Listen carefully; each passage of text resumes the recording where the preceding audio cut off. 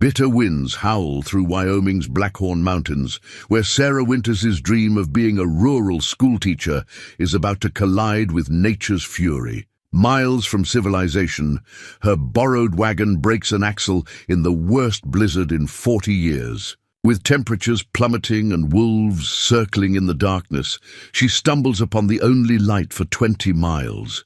A cabin belonging to James Cooper, a man who left civilization behind after losing everything he held dear. In the flickering candlelight of that fateful night, two souls scarred by life's hardships find an unexpected connection.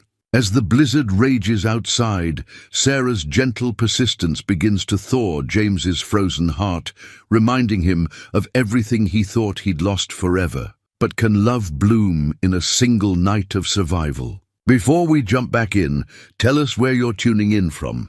And if this story touches you, make sure you're subscribed, because tomorrow I've saved something extra special for you. The leather portfolio containing Sarah Winters' teaching certificate had traveled 1,500 miles from Boston, carefully wrapped in oilcloth to protect it from the elements. Now, as she drew her woolen shawl tighter against the cutting wind, that precious document lay secure in her carpet bag, a testament to everything she'd left behind and everything she hoped to build. 3 months earlier, she had stood in her father's book-lined study, her spine straight as the marble mantelpiece behind her. "Sarah," he'd said, peering over his wire-rimmed spectacles, "this foolish notion of teaching in the territories must end.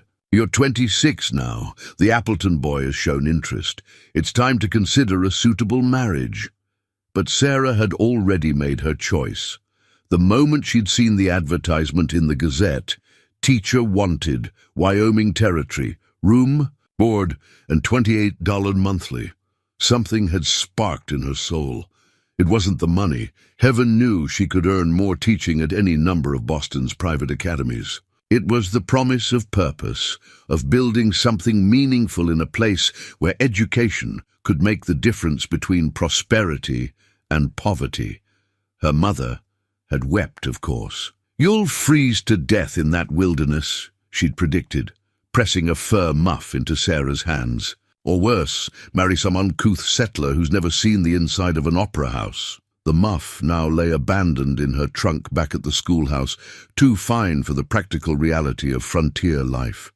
The journey west had stripped away every pretense of gentility, first by rail, watching the manicured gardens of Massachusetts give way to the vast prairies, then by stagecoach, learning to sleep sitting upright as they bounced through Kansas territory.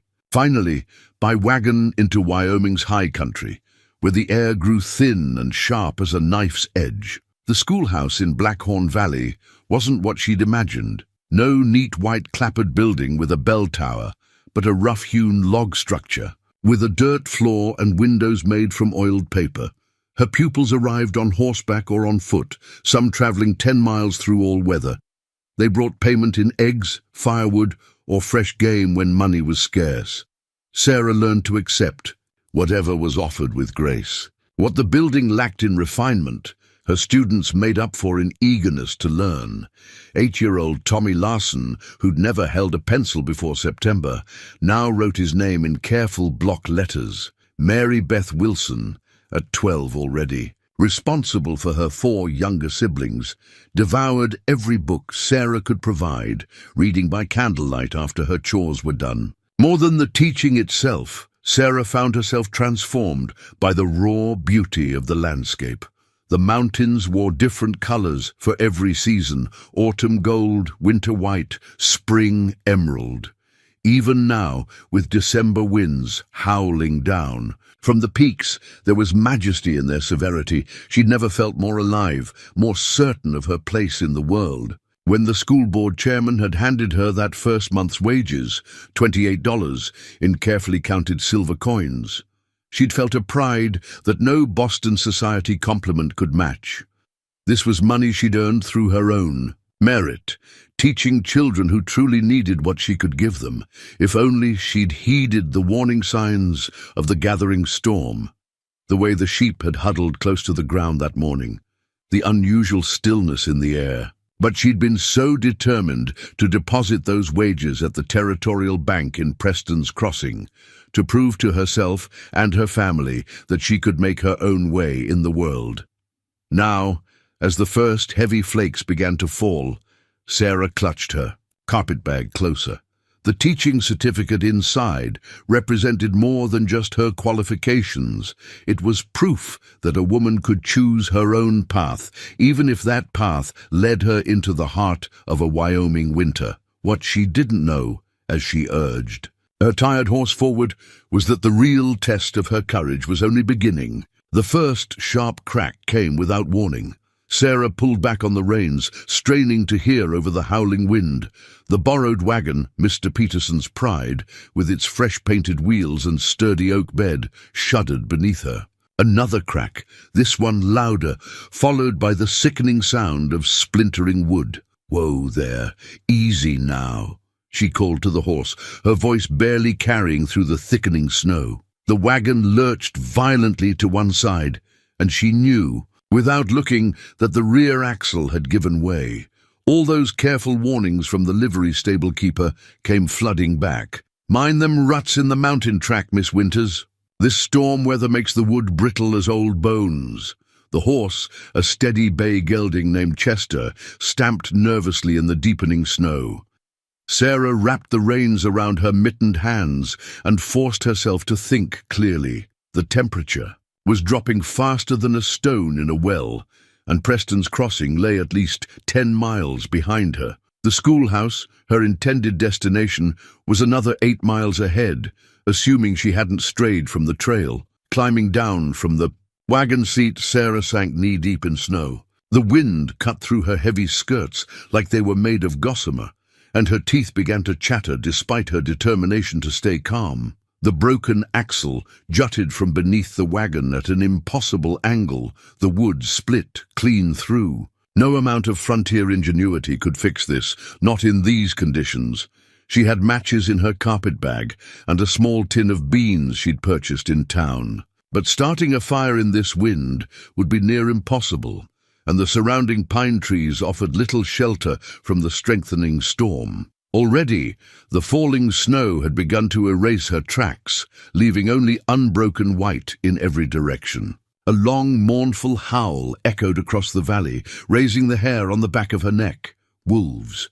They'd been growing bolder as winter deepened, venturing closer to settled areas in search of food. Chester snorted and pulled at his harness, rolling, his eyes in fear. "We can't stay here," Sarah muttered, as much to herself as to the frightened horse. She managed to unhitch Chester from the ruined wagon, her fingers clumsy with cold. The basic supplies she could carry, her carpetbag, the tin of beans, a rough blanket from the wagon seat, she tied securely to the saddle. Everything else would have to be abandoned. The silver coins from her wages, sewn carefully into the hem of her dress that morning, felt like a lead weight now. What good was money in this vast whiteness? She would have traded every cent for the certainty of shelter. Another howl, closer this time, was answered by several others. The wolf pack was on the move, drawn perhaps by the scent of horse and human fear. Sarah pulled herself into the saddle, grateful now for the riding lessons her father had insisted upon in more genteel days. Chester pranced beneath her, sensing the danger. "Forward," she commanded, trying to infuse her voice with a confidence she didn't feel. But which way was forward? The swirling snow had transformed the familiar mountain trail into an alien landscape. Every boulder, every stand of trees looked the same, wrapped in winter's deadly blank canvas. The wind picked up, driving ice crystals against her face like tiny needles. Sarah bent low over Chester's neck, trying to share what little warmth remained between them. Her mother's dire predictions echoed in her mind. "You'll freeze to death in that wilderness." The words had seemed melodramatic in Boston's warm parlor. Now they carried the weight of prophecy. Through the gathering darkness, something caught her eye, a flicker of yellow barely visible through the curtain of snow. It could be a will-o'-the-wisp, those phantom lights that supposedly led travelers to their doom. Or it could be a cabin's lamp, a beacon of hope in the storm. Chester, had spotted it too, his ears pricking forward.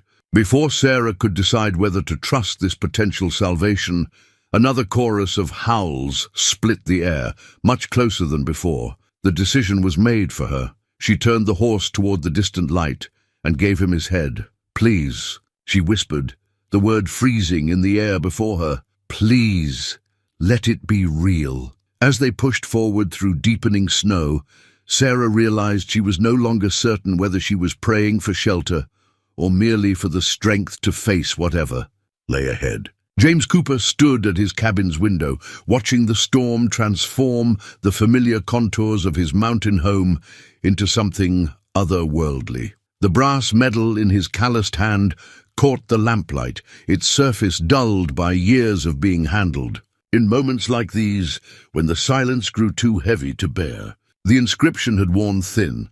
"For valor, Battle of Gettysburg, 1863. 12 years had passed since that blood-soaked Pennsylvania field, but some nights the memories were as fresh as yesterday's tracks in the snow. He'd been a lieutenant, then leading men barely old enough to grow whiskers into the maw of Confederate artillery.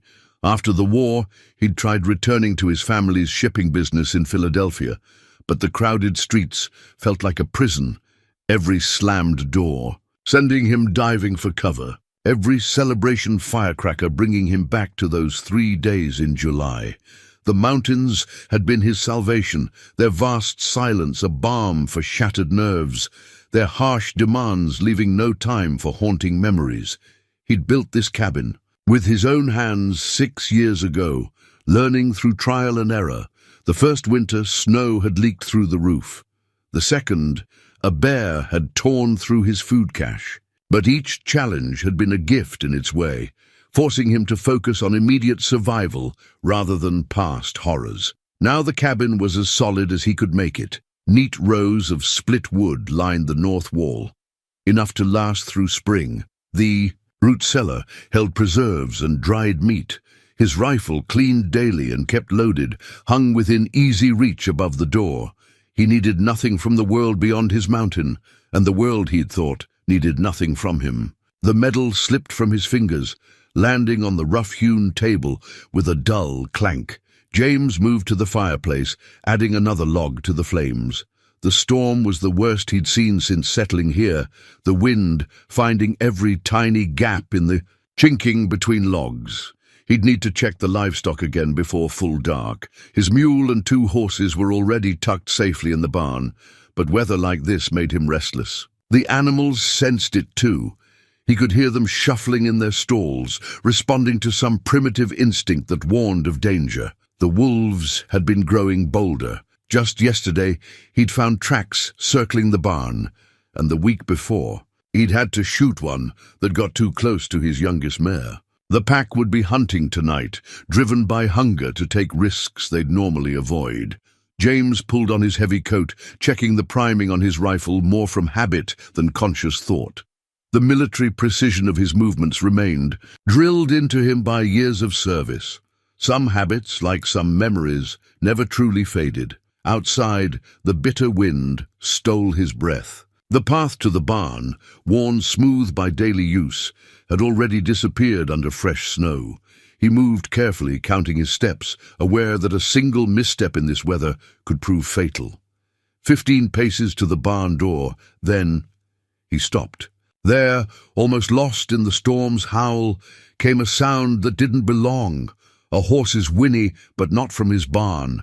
Somewhere out in the whiteness, someone was trying to survive this killing storm. James stood motionless, straining his senses, the way he'd done on patrol. The sound came again, closer now, accompanied by something else, the desperate cry of a human voice. Female, young. His first instinct was to retreat into his cabin, to maintain the solitude he'd built so carefully. He'd chosen this life of isolation for good reasons.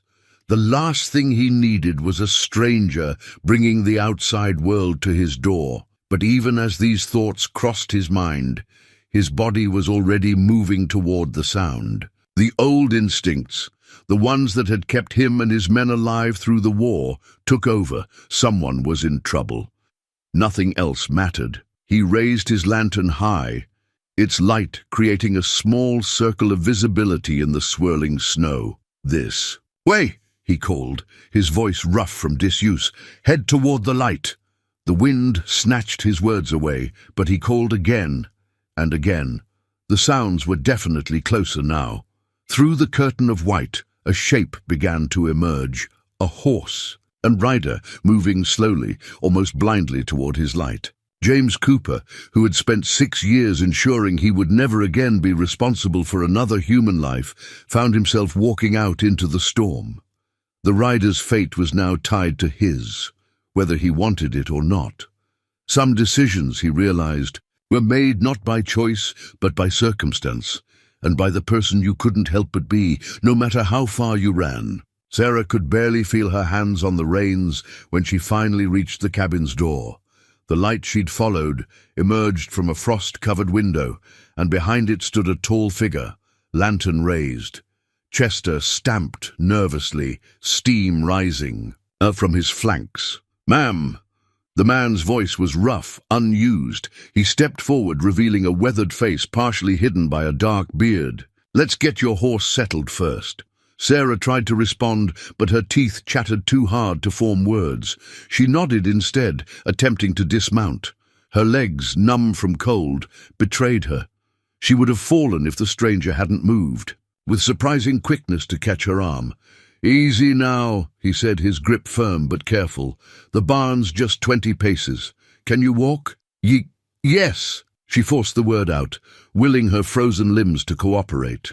The man kept one hand under her elbow as he led Chester toward a dark shape that gradually revealed itself to be a small barn. Inside, the wind's howl diminished to a distant roar. The familiar smell of hay and horses filled the space, and Sarah could make out 2 other horses and a mule in their stalls. Her host worked quickly, efficiently, removing Chester's tack and rubbing him down with practiced movements. "Your horse is half frozen," he commented, his tone neutral. "Lucky you found shelter when you did." "The wagon," Sarah began, then swayed as a wave of dizziness washed over her. The man glanced at her sharply. "Wagon talk can wait. You need to get warm." He reached into a wooden chest, pulling out something dark and soft, a wool blanket, she realized, as he wrapped it around her shoulders. The fabric carried the musty smell of storage, but it was clean and thick. "I'm Sarah Winters," she managed, clutching the blanket, "the schoolteacher from Blackhorn Valley." He paused in his work, studying her for a moment. "James Cooper." The introduction seemed to cost him some effort. "My cabin's not fit for company, but it's better than freezing to death." They crossed the short distance to the cabin, James breaking trail through the deepening snow. Sarah stumbled. Twice, her skirts heavy with ice. Each time, his hand appeared at her elbow, steadying her without comment. The cabin's interior struck her first as impossibly bright after the storm's darkness, then as impossibly sparse. A fire burned in a stone fireplace, and a simple wooden table with 2 chairs stood nearby. A narrow bed occupied one corner, its blankets military neat. Everything was clean, ordered, and utterly masculine. "Sit," James directed, pulling one chair closer to the fire. "I'll make coffee." Sarah sank into the chair, still wrapped in the wool blanket. She watched through half-frozen lashes as he moved around the small space, his actions precise and economical. There was something both reassuring and unnerving about his efficiency. "Sugar?" he asked, setting a tin cup before her.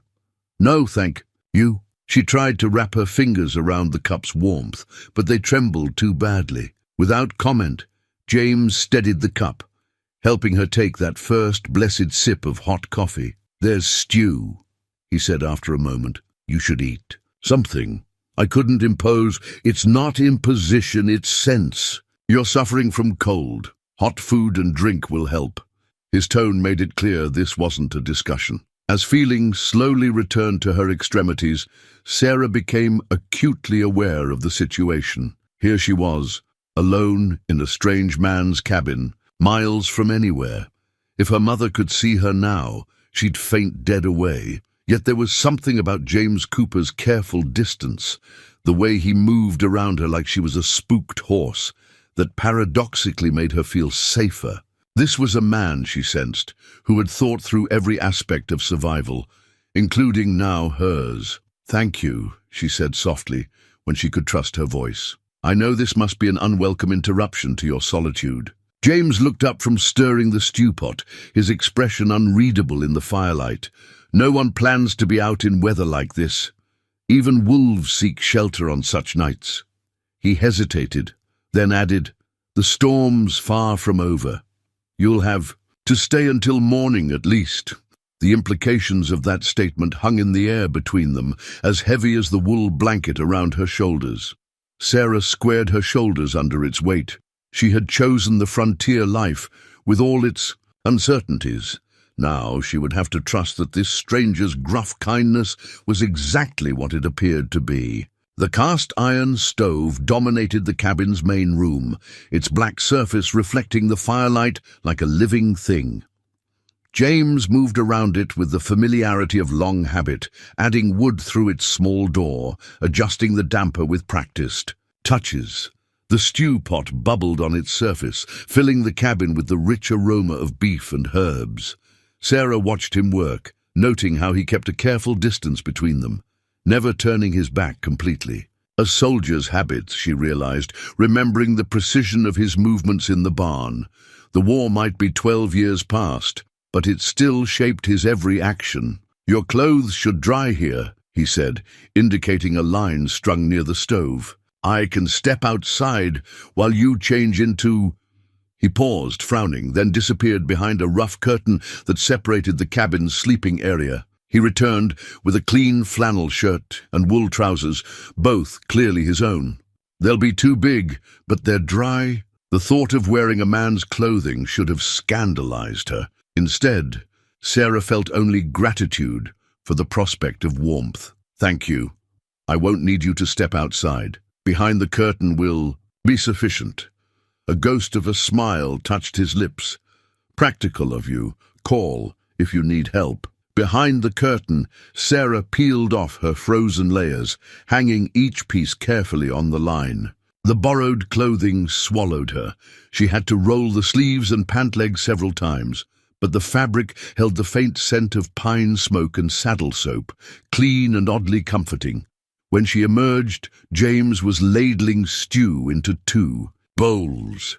He glanced up, and something flickered in his expression before he quickly looked away. "Better? Much?" She settled back in her chair, accepting the bowl he offered.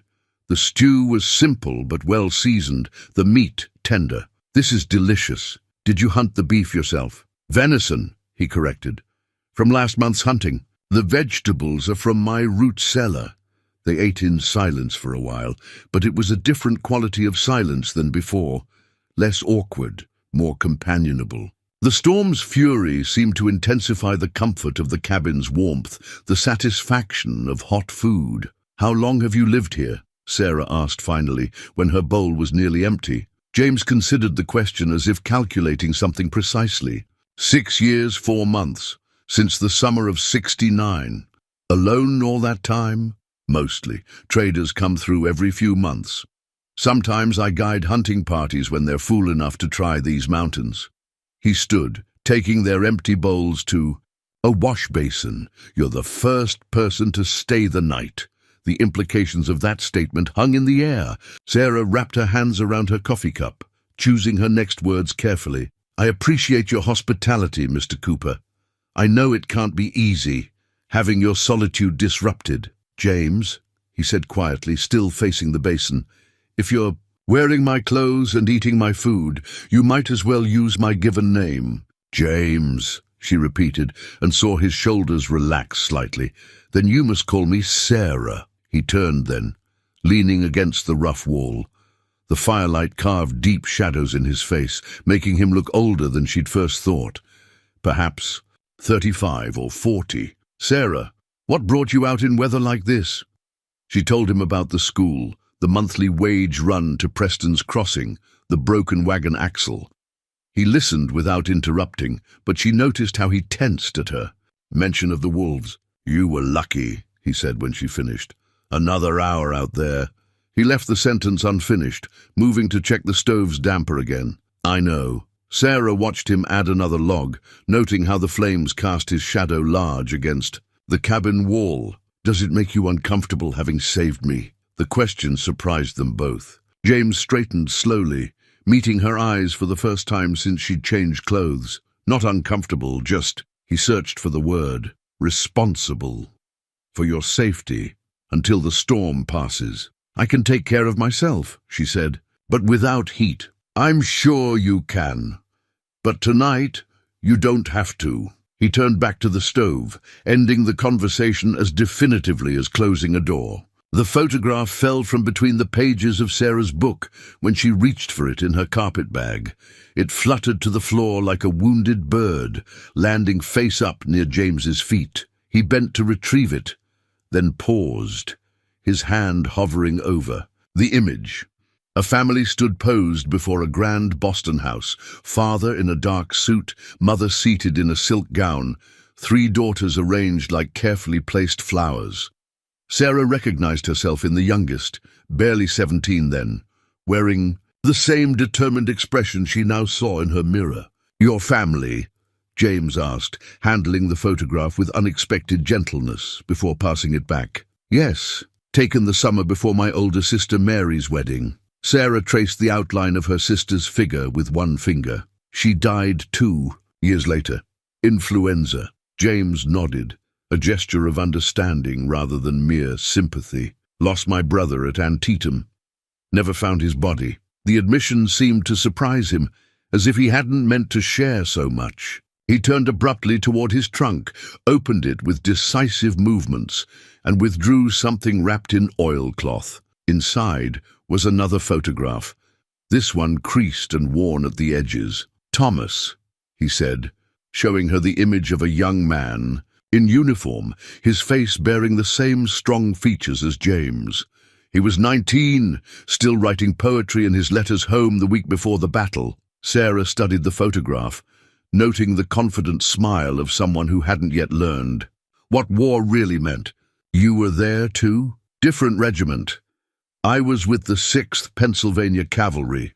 Didn't know he'd fallen until 3 days later. James carefully rewrapped the photograph. That's when I learned that sometimes the waiting and wondering hurts. Worse than knowing.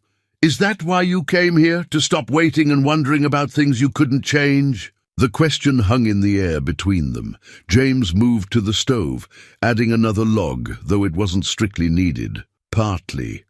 After the war, everything felt too close, too loud, too many people asking if I was all right when they could see I wasn't. Sarah thought of her own family's well-meaning concerns, their constant suggestions about suitable marriages and proper positions.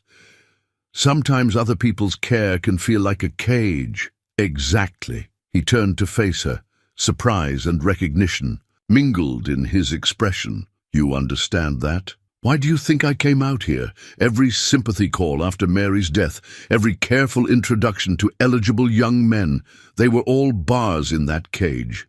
Teaching was my escape. Though I doubt my family would appreciate the comparison. A log shifted in the stove, sending up a shower of sparks. James watched them fade before speaking again. Your parents? They're still living. Yes. Father's a shipping merchant in Boston. Mother spends her days organizing charitable committees and worrying about my spinsterhood. Sarah smiled slightly. They write every month, asking when I'll come to my senses and come home. And will you? No. The certainty in her voice drew his eyes to hers. I have a real purpose here. Those children in the valley, some of them had never held a book.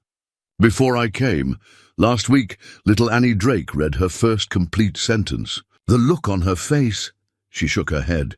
You can't put a price on that kind of moment. James sat in the chair opposite her, his customary guardedness softened by something like recognition. I understand. There's a clarity here. Every day has its purpose. Split wood, tend animals, hunt food, simple things, but real. No pretense, Sarah agreed. No social calls or elaborate demonstrations of status. Just honest work and genuine connections. Connections? His tone held a gentle challenge. I thought I was the only person for 20 miles. And yet you opened your door to a stranger in a storm. She met his gaze steadily. That seems like a pretty genuine connection to me. The cabin fell quiet, except for the crack and hiss of burning wood. Outside, the storm continued its assault, but in here, something had shifted. The silence between them felt different now. Not the awkward quiet of strangers, but the comfortable pause of two people who had found unexpected common ground. Finally, James spoke softly. I suppose even a hermit can surprise himself sometimes. Life has a way of sending us what we need, Sarah replied, even when it's not what we thought we wanted. His eyes met hers across the warm space, and for a moment, neither looked away. The dented coffee tin caught the firelight as James reached for it again.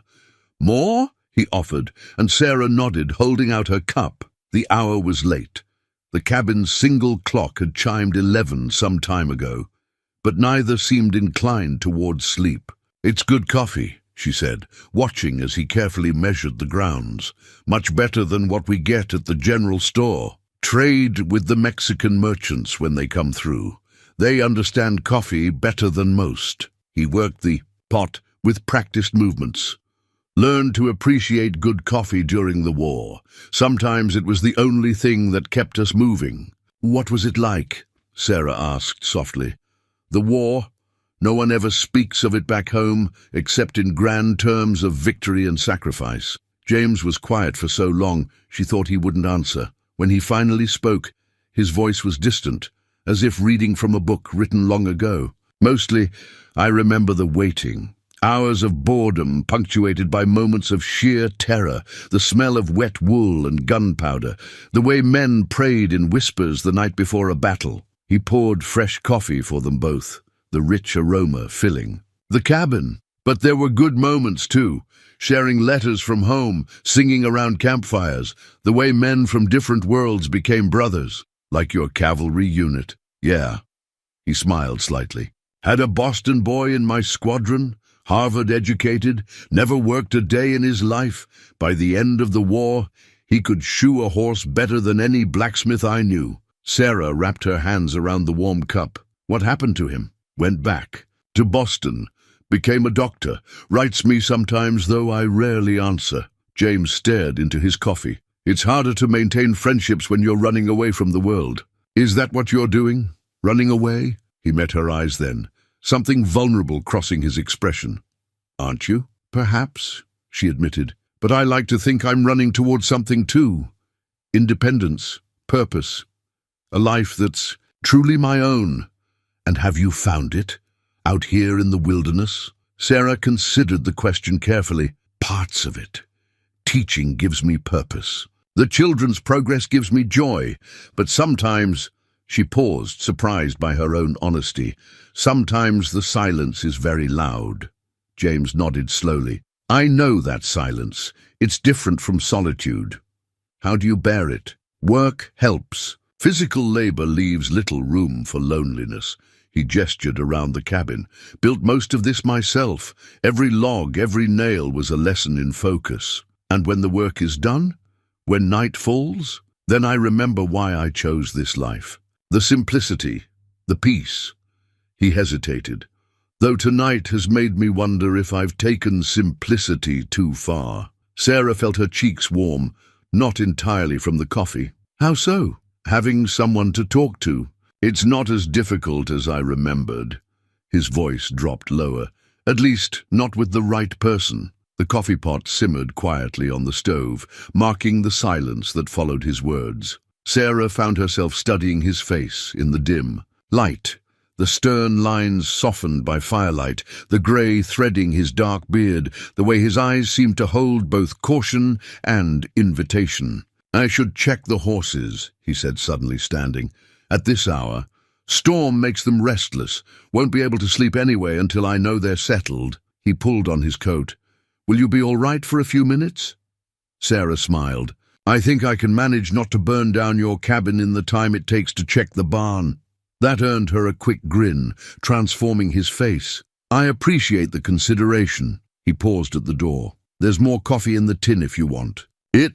After he left, Sarah stood and walked slowly around the cabin, really looking at it for the first time. Everything spoke of careful craftsmanship. The tight-fitted logs, the smooth planed table, the sturdy shelves lined with books. This wasn't the home of a man running from life, she realized, but one who had built a life on his own terms. She ran her fingers along the spines of his books: Milton, Wordsworth, tactical manuals, practical guides to farming and hunting. A copy of Thoreau's Walden showed signs of frequent reading, not a hermit's library, but a philosopher's. The door opened, bringing a burst of cold air and James's tall figure. He stamped snow from his boots, then stopped, seeing her by his bookshelf. Their eyes met in the lantern light, and Sarah suddenly understood that they were both facing a choice, not just about tonight or tomorrow, but about what kind of silence they wanted in their lives.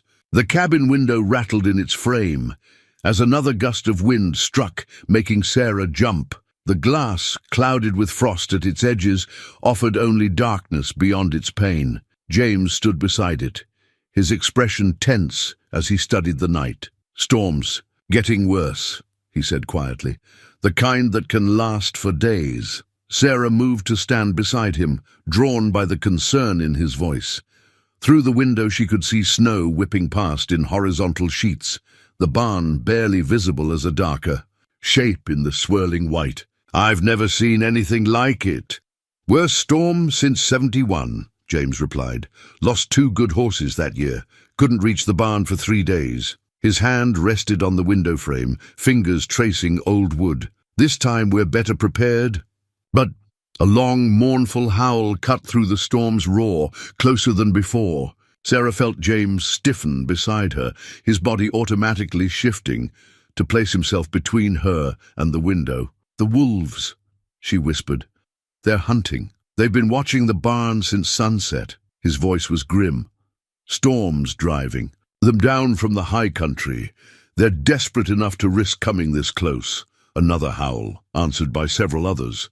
The pack was coordinating, surrounding the cabin and barn. Sarah thought of Chester in his stall and James's horses. "Will the barn hold?" "It's solid. Double-thick doors, reinforced with iron." He turned from the window, checking his rifle for the 3rd time in an hour. But a desperate wolf can chew through most anything given time. Thunder cracked overhead, startlingly loud. Sarah flinched and found herself closer to James than she'd intended. He didn't step away. "You should try to rest," he said, his voice softer than before. "Take the bed. I'll keep watch." "I couldn't possibly sleep," she protested. "Not with all this." "Then we'll both keep watch." He moved to the stove, adding more wood. "But you should at least sit. No sense in standing all night." They settled into the chairs by the fire, but Sarah noticed James had positioned himself with clear lines of sight to both window and door. The soldier in him never truly rested, she realized. The storm pressed against the cabin like a living thing, seeking entry. Every crack and seam whispered with infiltrating wind, despite the careful chinking between logs. The walls creaked under the assault, the whole structure seeming to huddle against the onslaught. "Tell me about Boston," James said suddenly. When she looked at him questioningly, he added, "Talk helps, makes the storm feel less overwhelming," she offered. "Something like that." So she told him about summer concerts in the public garden, about sailing in the harbor with her father, about the way fog rolled in from the sea on autumn mornings. She described the Christmas ball she'd attended, the elaborate dresses and carefully practiced dances, aware now of how foreign it all must sound in this frontier cabin. "You must miss it sometimes," he said when she finished. "Parts of it," she admitted. "But it feels like a different life now, a different person." She smiled slightly, though I doubt that person ever imagined she'd spend a night like this, wearing borrowed men's clothing in a mountain cabin. "Life has a way of surprising us," James said, echoing her words from earlier, sometimes even pleasantly. The wind howled again, but this time it felt less threatening. Inside the cabin, the space between their chairs had somehow diminished, though neither remembered moving. I should check the fire in the barn, James said, standing reluctantly. The animals will need the warmth. I'll come with you. When he started to protest, she added, 2 sets of eyes are better than 1, and I'd rather face whatever's out there than sit here imagining it. He studied her for a moment, then nodded. Stay close, and if I say run, I won't leave the horses. Sarah, his voice was firm, if I say run, you run. The horses aren't worth your life. Their eyes met in the lamplight. A silent battle of wills. Finally, she nodded. All right, but the same goes for you. No heroics. The ghost of a smile touched his lips. Yes, ma'am. He reached for their coats, helping her with hers before taking up the rifle. Ready? Sarah took a deep breath, steeling. One last glance at the frost-covered window that separated them from the storm's fury. Ready! The Winchester rifle felt solid in James's hands as they stepped out into the storm. Sarah stayed close behind him, one hand gripping the back of his coat. The 20 paces to the barn had become a treacherous journey through knee-deep snow and howling wind. They were halfway there when James stopped abruptly.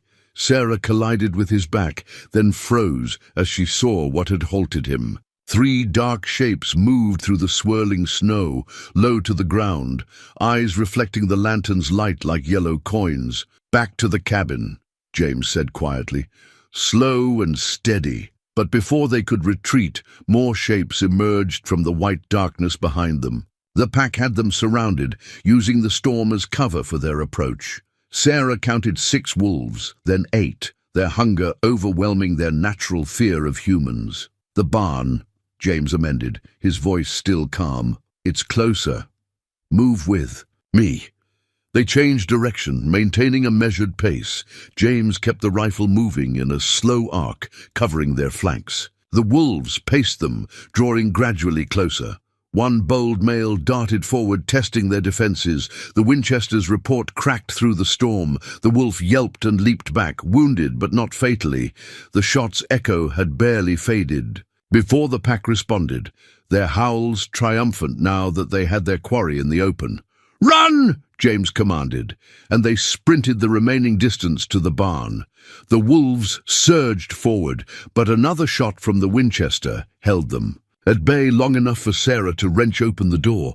They tumbled inside, and James slammed the heavy door shut just as something massive crashed against it.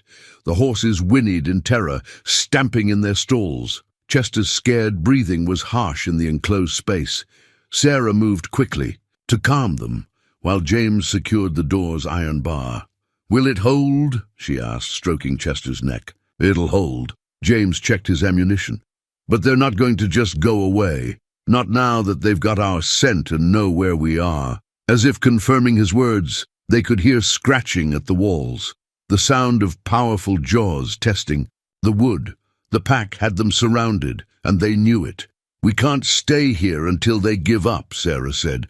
"The horses will panic and we'll freeze once the fire dies." James nodded, reloading the Winchester with practiced efficiency. "We need to make it back to the cabin. I have more ammunition there, and better sight lines for shooting." How many rounds do you have now?" 4 in the rifle, 2 in my pocket." He smiled grimly. "Not enough for the whole pack." Sarah looked around the barn, mind working. What if we created a diversion? Something to draw them away long enough for us to reach the cabin? James studied her face in the lantern light. "What are you thinking?" "The hay bales. If we could get one outside, away from the barn." She didn't need to finish. James was already nodding. Fire would draw them. They fear it, but they'd have to investigate. He considered the logistics. "We could push a bale out the back window, light it from inside. When they go to check it out, we make a run for the cabin." Their eyes met, sharing a moment of perfect understanding. Without further discussion, they began preparing. James helped Sarah climb into the hayloft, passing her the lantern while he manhandled a bale toward the small window. "Ready?" he asked, one hand on the window latch. Sarah held up the lantern. "Ready." The window opened with a blast of Arctic air. Together they pushed the hay bale out into the snow. Sarah held the lantern to it, and the dry stalks caught quickly despite the storm. Within moments, flames were leaping skyward. creating a bright beacon in the darkness. The wolves' reaction was immediate. Their scratching at the barn walls ceased, replaced by uncertain growls. Through the window, Sarah could see dark shapes moving toward the fire, drawn by its unnatural presence. "Now," James said softly, "stay close to me. If we get separated, don't stop running until you reach the cabin." Sarah nodded, her heart pounding. As James reached for the door's bar, she touched his arm. "James?" He turned, and she quickly pressed her lips to his cheek, surprising them. "Both, for luck," she whispered. In the lantern's glow, she saw his expression soften for just a moment. Then he lifted the bar, and together they stepped out to face whatever waited in the storm. The first light of dawn transformed the cabin's frost-covered windows into sheets of diamonds. Sarah stood before one, watching the ice crystals catch fire with morning's glow. Their mad dash from the barn had succeeded, barely. Now, as the storm began to ease, the night's events felt almost dreamlike. "Coffee?" James's voice was rough with fatigue. He hadn't slept, keeping watch through the remaining dark hours while Sarah had dozed fitfully in the chair. "Please." She turned from the window, studying him in the strengthening light. A scratch on his cheek had dried to a thin red line, earned when one of the wolves had come too close during their sprint to safety. The sight of it made her heart clench. He worked the coffee pot with his usual precision, though she noticed a slight tremor in his hands. "The pack moved on about an hour ago. Probably headed down to the valley to look for easier prey." "The barn?" "Checked it at first light. No serious damage. Your horse is fine, just spooked." He poured coffee for them both, then joined her at the window. "You handled yourself well out there." Coming from him, it felt like high praise. "I had a good teacher. The way you stayed calm, knew exactly what to do. Experience." He sipped, his coffee, eyes distant. "Though I have to admit, firing over wolf packs wasn't covered in cavalry training." "No, I suppose not." Sarah watched a chunk of ice fall from the eaves, shattering in the morning light. "What you said last night, about life surprising us, I think I understand better now." James turned to look at her, his expression softening. "How so?" "When I left Boston, I thought I was ready for anything. I'd read about frontier life, prepared myself for hard work and isolation. But last night," she paused, choosing her words carefully. "Last night taught me that sometimes our greatest challenges come with unexpected gifts." "Gifts?" His voice was quiet. "Partnership, trust, the discovery that we're stronger than we imagined." She met his eyes. "The realization that sometimes letting someone in doesn't make us weaker." The silence between them held none of the awkwardness of the previous day. James set his coffee cup down, his movements deliberate. "I've spent 6 years learning to need no one. Built these walls, literally and figuratively, to keep the world at a safe distance. And now I'm wondering if I built them too well?" He touched the scratch on his cheek absently.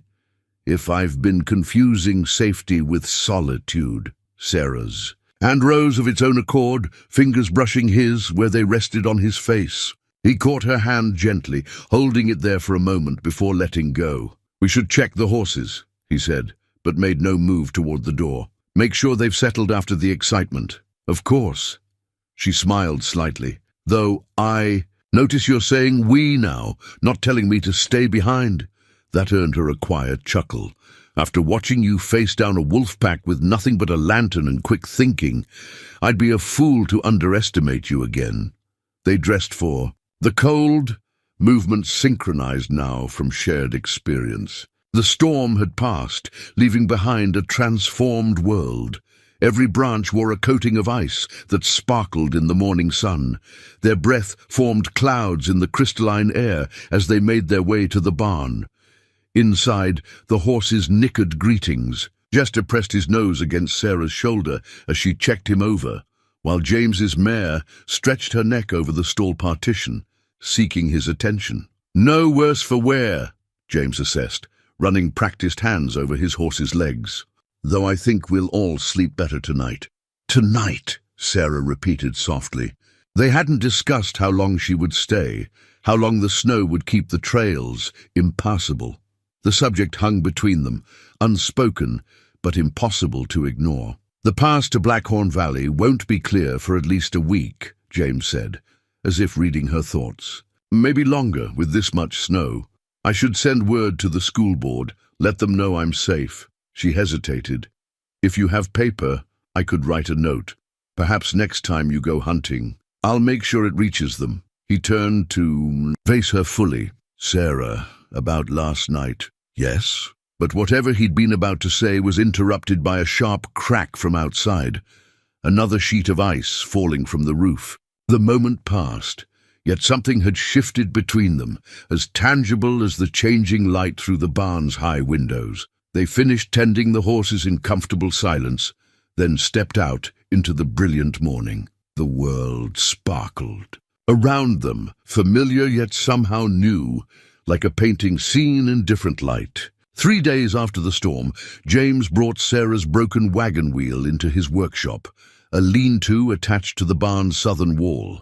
The oak was split clean through beyond simple repair, but he laid it out on his workbench anyway, studying the break with careful attention. "I can remake it," he said, running his fingers along the splintered wood. "Have some seasoned oak put aside for winter projects. Won't be as fancy as the original, but it'll be stronger." Sarah watched him work, admiring the sure movements of his hands as he took measurements.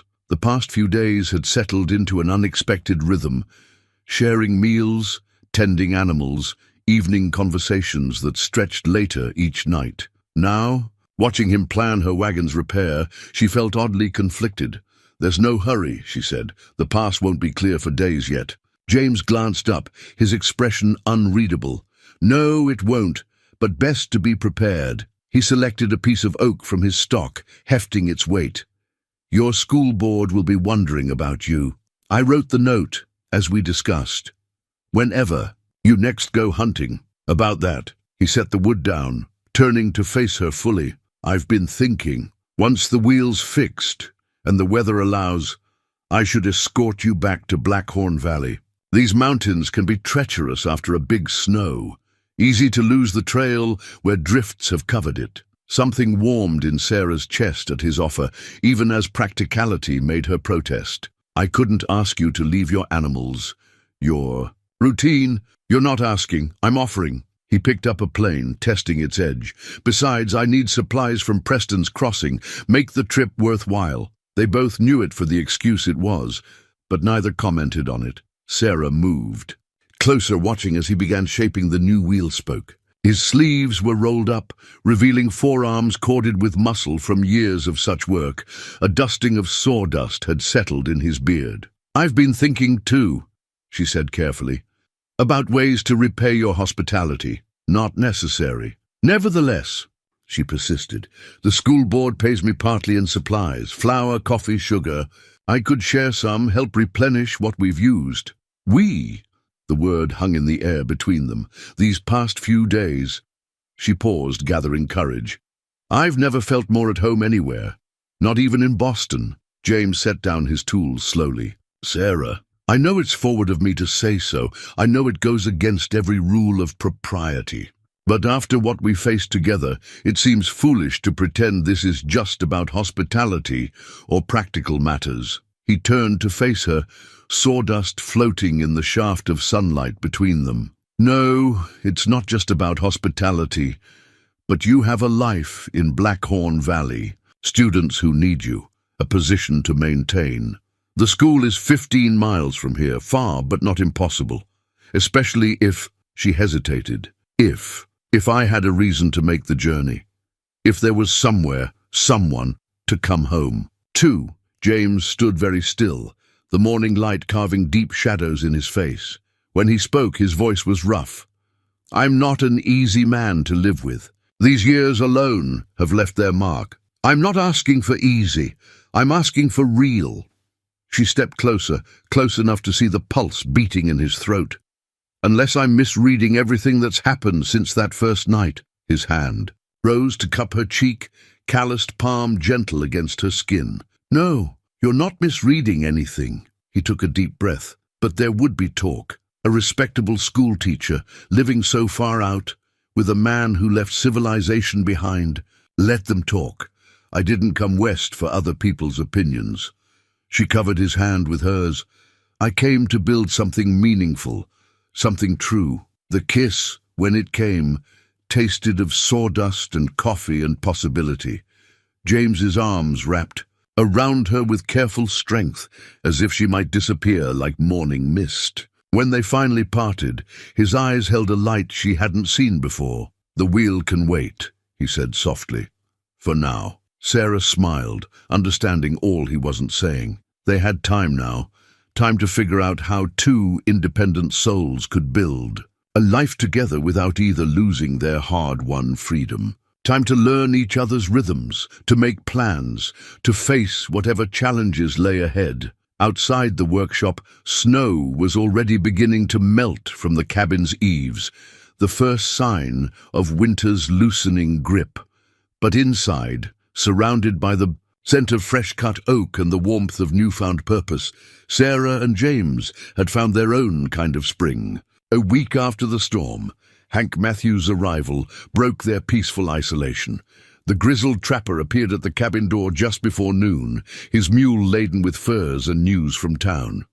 James invited him in with quiet courtesy, though Sarah noticed how he positioned himself between her and their visitor. "Whole town's been wondering about you, Miss Winters," Hank said, warming his hands by the stove. "School board posted notices all over Preston's Crossing when you didn't show up that storm night. Search parties were forming till the second blizzard hit." Sarah felt James tense beside her. The notice board in Preston's Crossing served as the community's nerve center. Marriages, deaths, missing persons, all posted for public scrutiny. The thought of her name there, subject to speculation and gossip, made her stomach tighten. "I hope nobody risked themselves searching," she said carefully. "Nah, weather was too fierce, but folks been talking." Hank's shrewd eyes moved between them. "Reverend Mills, especially. Been saying prayers for your safety every Sunday." James poured coffee for their visitor, his movements deliberately calm. "The school board got my note yesterday. About Miss Winters being safe here?" "Aye. Your hunting partner Pete delivered it. Caused quite a stir, I hear." Hank accepted the coffee with a nod. "Some folks wondered why you didn't bring the lady teacher straight back to town." "The pass has been impassable," Sarah said firmly. "Mr. Cooper has been kind enough to offer shelter until the way clears." "Kind indeed," Hank murmured into his coffee cup. "Though some might say too kind, if you take my meaning." James set his own cup down with careful precision. "I take your meaning, Hank, and I'll thank you to remember you're speaking of a lady." The trapper raised his hands in peaceful gesture. "No offense meant, just passing along what's being said. Figure you'd want to know given how folks can talk." Sarah squared her shoulders. "And what exactly are they saying, Mr. Matthews?" "Well, ma'am, some are questioning whether it's proper for an unmarried lady to be staying so long with a bachelor, even one as respected as James here." He glanced apologetically at them both. "Reverend Mills particularly seemed concerned about your reputation." "My reputation," Sarah repeated softly. "And do these concerned citizens have an alternative suggestion? Should I have frozen to death instead?" "Sarah," James warned quietly, but she pressed on. "I survived a blizzard, Mr. Matthews. Wolves, too, thanks to Mr. Cooper's skill and generosity. If the good people of Preston's Crossing wish to question and that generosity, perhaps they should ask themselves what they would have done in his place." Hank studied her with new respect. "You've got spirit, Miss Winters, I'll give you that. Might be enough to weather what's coming." He turned to James. "Pete said to tell you he's holding mail for you in town. Seems there's a letter from Boston." Sarah felt her heart skip. A letter from Boston meant her parents had learned of her situation. Their reaction was all too easy to imagine. Her mother's hysteria, her father's stern disapproval. The pass should be clear enough for travel. "By week's end," James said, his voice neutral. "I'll collect the mail then." After Hank left, silence filled the cabin. Sarah stood at the window, watching the trapper's mule pick its way down the snowy path. James came to stand behind her, not touching but close enough that she could feel his warmth. "We knew this would come," he said quietly. "Yes." She turned to face him. "But knowing doesn't make it easier." "No." His eyes held hers steadily. "What do you want to do?" The question carried weight beyond the immediate situation. Sarah thought of the notice board in town, of Reverend Mill's prayers, of her parents' waiting letter. Then she thought of the past week, of quiet mornings and shared work, of evening conversations and growing trust. "I want to face it," she said firmly. "All of it.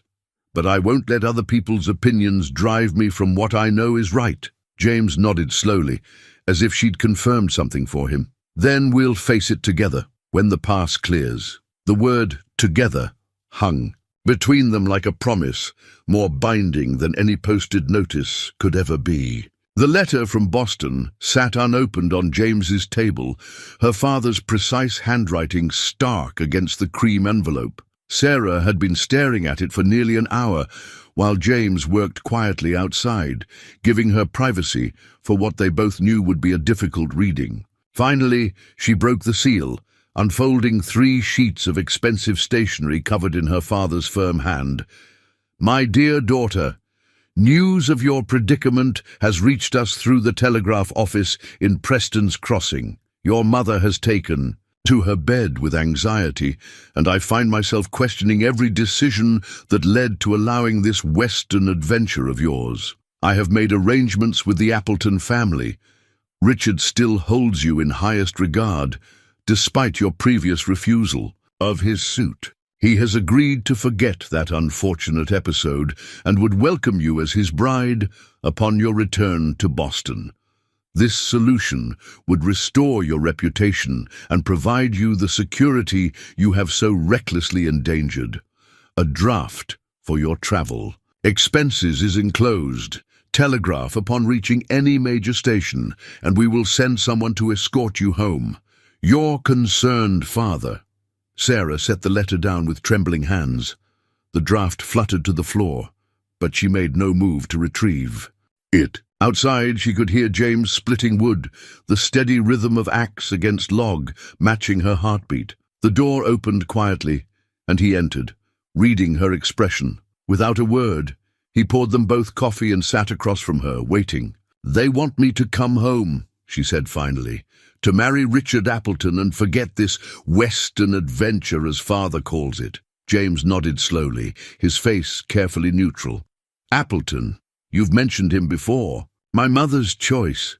He has a shipping business like father, lives in a fine house on Beacon Hill." She traced the letter's edge with one finger. "Everything a proper Boston lady could want. Is that what you want?" "I wanted it once, or thought. I did."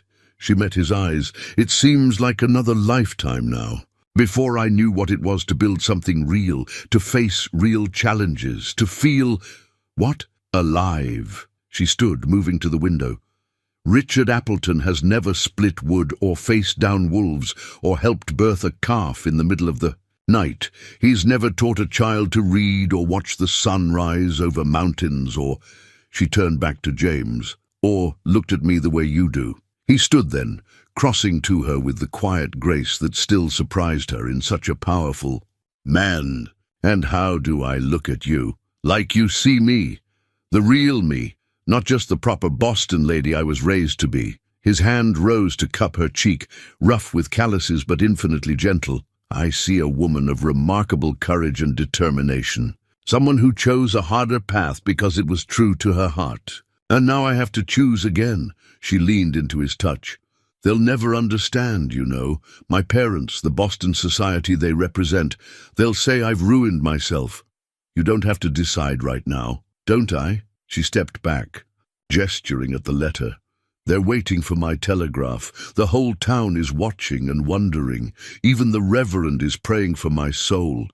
At some point, we have to face what this means." James was quiet for a long moment, studying her with those deep eyes that seemed to see everything. "When I came to these mountains," he said finally, "I thought I was choosing solitude, choosing to leave the world and its judgments behind. But now I wonder if I wasn't really waiting for someone strong enough to choose this life, not just accept it, but choose it. Are you asking me to choose you? I'm asking you to choose yourself, the self you've become out here. He picked up the draft from the floor, holding it out to her. Whatever you decide, know that I respect your right to make that choice. Sarah took the draft, looking at the substantial sum written there. It represented everything she'd left behind: security, propriety, her family's approval. Then she looked at James, at the cabin they'd shared, at the life they could build together. With deliberate movements, she crossed to the stove and opened its door. The draft caught fire immediately, curling into ash in seconds. Her letter from home followed it. "I've made my choice," she said quietly. "Now, we just have to figure out how to live with it." James disappeared into town the day after Sarah burned her letter, returning at dusk with supplies and a small leather pouch he wouldn't discuss. That evening, after their usual shared supper, he seemed unusually restless, checking the fire more often than necessary, and repeatedly touching the pocket of his coat. "Something's on your mind," Sarah said finally, setting aside her mending. "Would you like to share it?" He stood by the fireplace, his broad shoulders tense. "I've been thinking about what you said, about choosing this life, despite what others might say." "Yes. It occurred to me that while we can't control town gossip or your family's opinions, we could give them less to gossip about." He turned to face her, and for the first time since she'd known him, James Cooper looked uncertain. "If you were willing." Sarah's heart began to beat faster, but she kept her voice steady. "Are you saying what I think you're saying?" He crossed to where she sat, lowering himself to one knee. From his pocket, he drew the leather pouch and opened it, revealing a simple gold ring. "It was my mother's," he said quietly, "the only thing I kept from before. I've been carrying it all these years, not knowing why until now."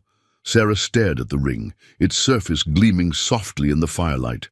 No diamonds, no elaborate engravings, just a plain band that had witnessed another lasting love. "No, I'm not what your parents hoped for," James continued. "I can't offer you Boston society or fine carriages, but I can offer you honesty, partnership, and a life built on our own terms." He met her eyes steadily.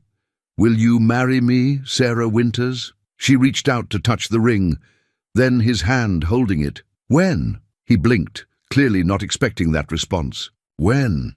"Yes, when would we marry? Tomorrow? Next month? I find I'm rather impatient now that you've asked." A slow smile spread across his face, transforming it. "The circuit preacher comes through Preston's Crossing next week, but Sarah, are you sure this isn't just about the gossip or your family?" "James Cooper," she said firmly, taking his face between her hands. "I burned my ticket home and my family's letter. I've chosen this life, chosen you, with clear eyes and a full heart. So yes, I'm sure." He slipped the ring onto her finger, where it fit, as if it had been waiting for her all along. Then he drew her into a kiss that held all the warmth of their shared fireside, all the promise of their shared future. When they parted, Sarah couldn't help laughing softly. "What will Reverend Mills say? After all his prayers for my salvation." "He can keep praying if he likes," James said, settling beside her. "But I think we've found our own kind of salvation, here in these mountains. We'll need witnesses," she mused, "practical even in this moment. And I should write to the school board, let them know my plans." "Already spoken with Pete and his wife," James admitted. "They've agreed to stand up with us, and I may have mentioned the possibility to Hank when he was here. You were that sure of my answer." "Not sure at all, but hoping." He touched the ring on her finger. "Mother would have liked you, you know. She was a practical woman who valued courage over convention." Sarah leaned against him, feeling the solid strength that had first drawn her. "Tell me about her, about your family." So as the fire burned low, James shared stories he hadn't told in years. Of his mother's garden, his father's laugh, his brother's poetry. Sarah listened, understanding that he was giving her not just memories, but the pieces of himself he'd kept locked away for so long. Later, as James walked her to the barn where she still slept for propriety's sake, the night Air cold and clear around them, she paused at the door. 1 week, she said softly. He squeezed her hand. 1 week, then we build our life together, whatever anyone else might say. Sarah watched him walk back to the cabin, his figure dark against the snow. The ring on her finger caught the moonlight, and she smiled, thinking how the simplest things, a plain gold band, a rough cabin, a love built on respect and understanding, could hold more value than all the fine things she'd left behind in Boston. On the rough-hewn table, James spread out a sheet of paper covered in careful measurements and sketches. The cabin extension plans had occupied his evenings for the past 3 days, each detail considered with the same precision he brought to all his work. "The new room here," he explained, pointing to the eastern wall. "Morning light for reading, plenty of space for your books when they arrive from the schoolhouse, windows facing the valley so you can see the weather coming." Sarah leaned over his shoulder, studying the drawings. "You've thought of everything."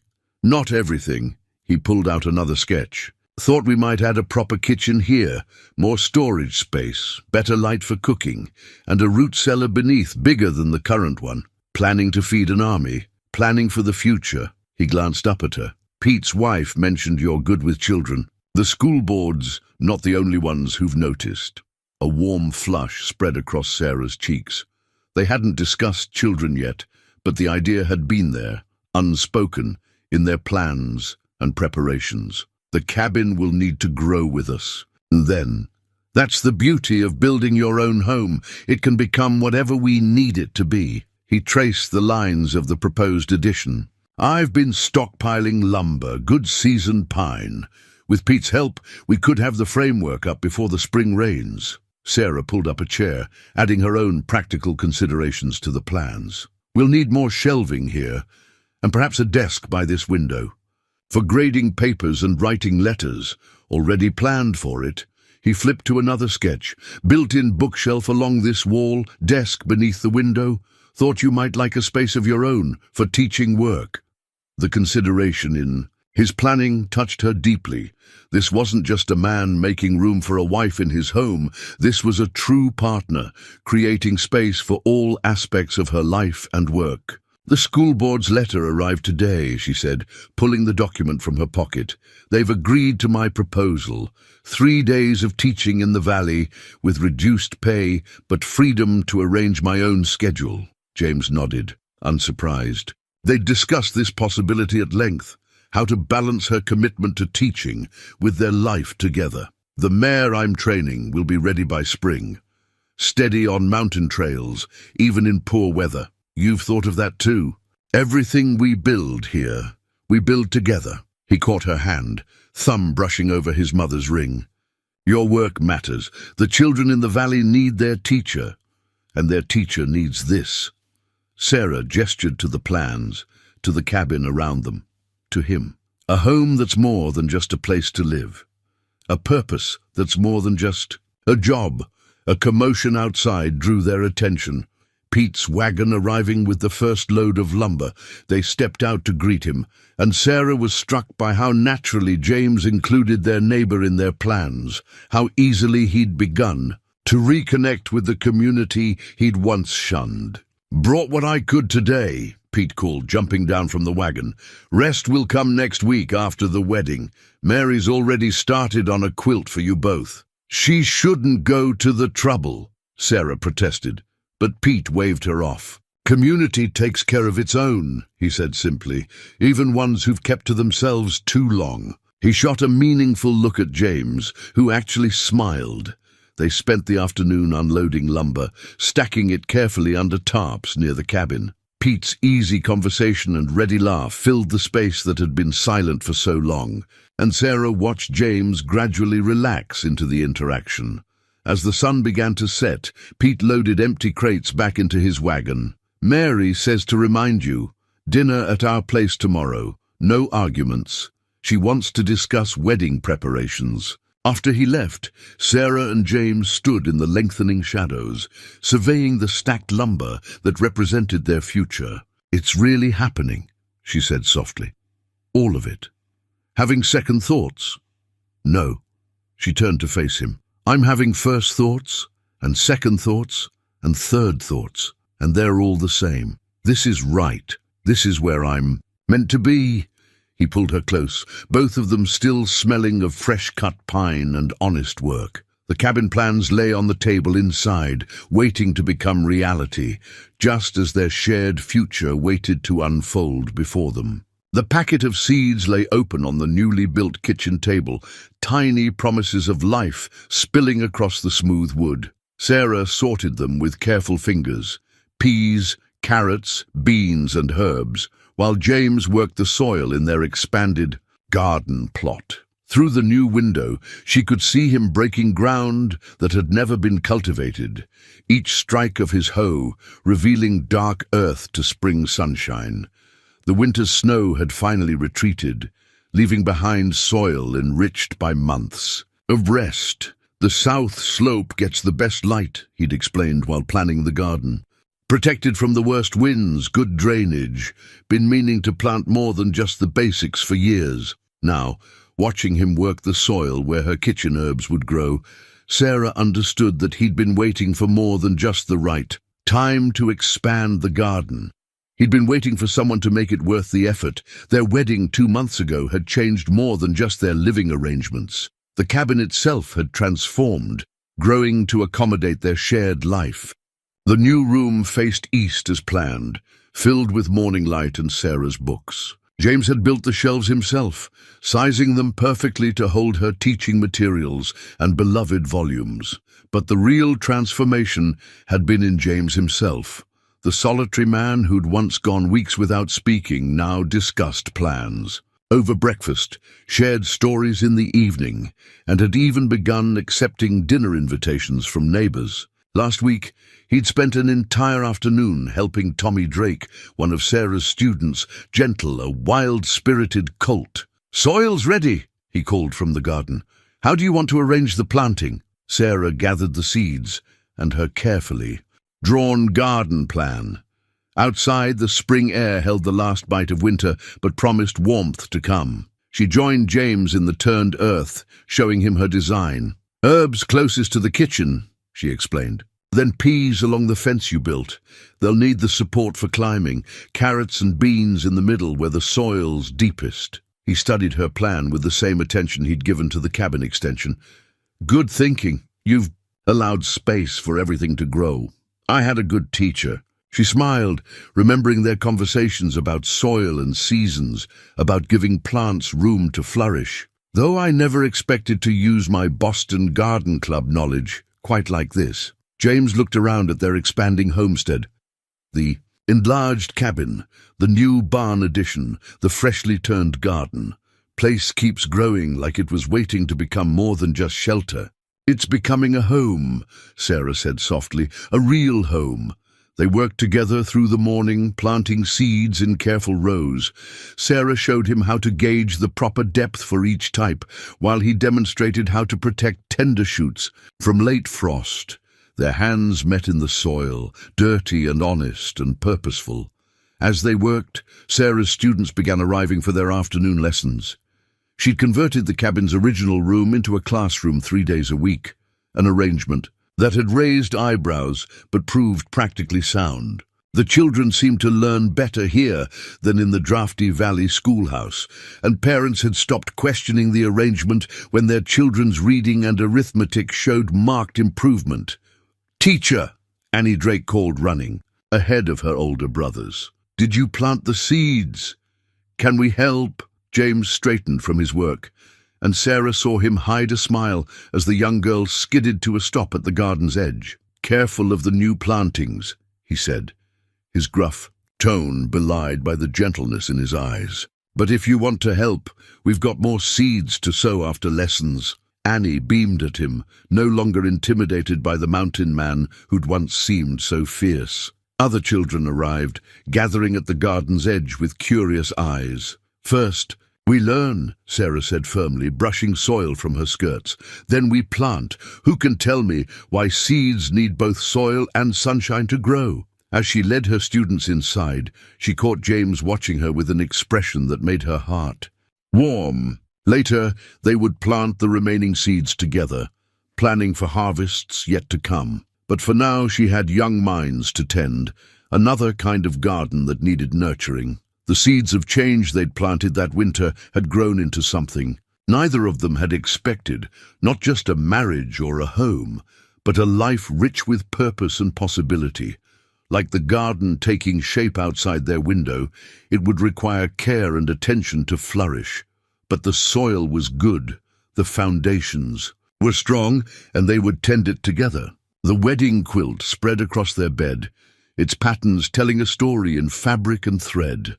Mary Peterson and the women of Preston's Crossing had sewn it in secret during those first difficult weeks, each square representing a piece of the community's life. Here was the schoolhouse, stitched in precise lines that Sarah recognized as Annie Drake's mother's work. There, a mountain cabin with smoke curling from its chimney, sewn by Mary herself. Horses, trees, books and flowers. Each square a blessing, a welcome, an acceptance of the unconventional love that had bloomed in winter's darkest hour. "Never seen anything like it," James said, his voice gruff with emotion as he traced the careful stitching. "All this work for us." "For you too," Sarah reminded him gently. "They've just been waiting for you to let them in." The spring wedding had drawn more guests than either expected. Families from the valley, traders who'd known James for years, even Reverend Mills, who'd performed the ceremony with genuine warmth. The same community that had once whispered in concern now celebrated their union with feasting and dance. Pete had stood up as James's witness, while Mary Peterson stood with Sarah. Their wedding supper was a community effort. Wild turkey and fresh bread, preserved fruits and early spring vegetables.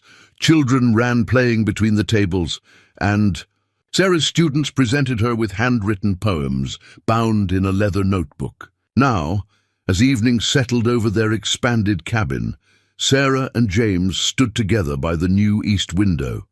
The garden soil lay rich and promising in its neat rows, the first sprouts already reaching for spring sunlight.